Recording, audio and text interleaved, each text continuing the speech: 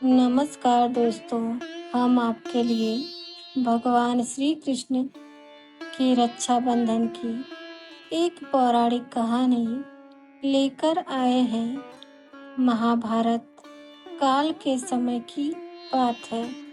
एक बार कृष्ण की अंगुली में चोट लग जाता है और द्रौपदी ने उनके हाथ पर आंचल का टुकड़ा बांध दिया। इसके पीछे की कहानी क्या है, आइए सुनते हैं। शिशुपाल वासुदेव की बहन और छेदी के राजा दमघोष का पुत्र था। इस तरह से वह श्री कृष्ण का भाई था। शिशुपाल का जन्म जब हुआ तो वह विचित्र था।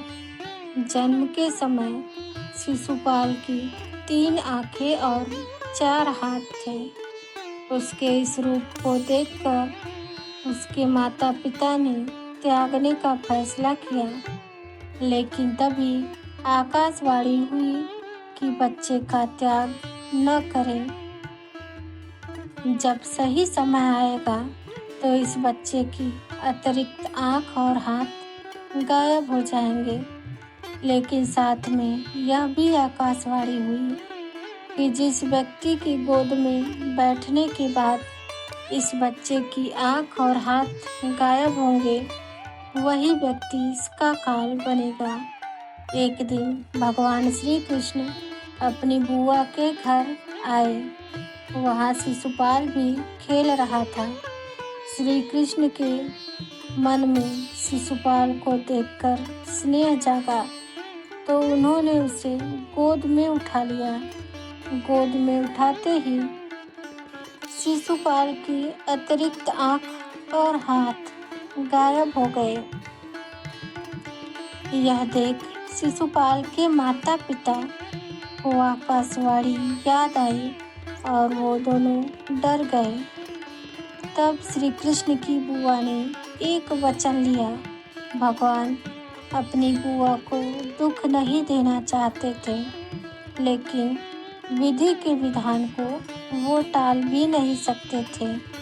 इसलिए उन्होंने अपनी बुआ से कहा कि वे शिशुपाल की 100 गलतियों को माफ करेंगे, लेकिन 101 गलती होने पर उसे सजा मिलेगी।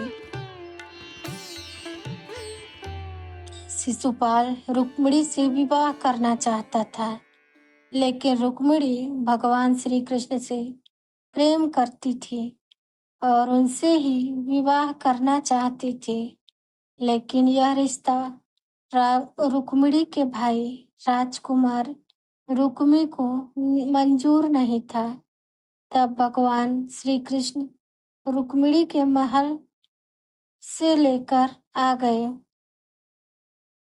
इस बात से शिशुपाल भगवान श्री कृष्ण को शत्रु मानने लगा। इसी शत्रुता के कारण जब युधिष्ठिर को युवराज घोषित किया और राजसूय यज्ञ का आयोजन किया गया,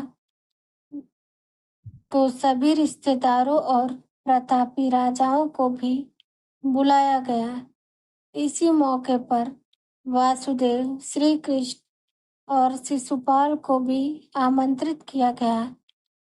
यहीं पर शिशुपाल का सामना भगवान श्री कृष्ण से हो जाता है।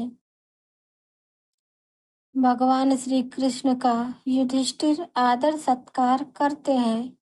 यह बात शिशुपाल को पसंद नहीं आई और सभी के सामने वह भगवान कृष्ण को पूरा भला कहने लगा।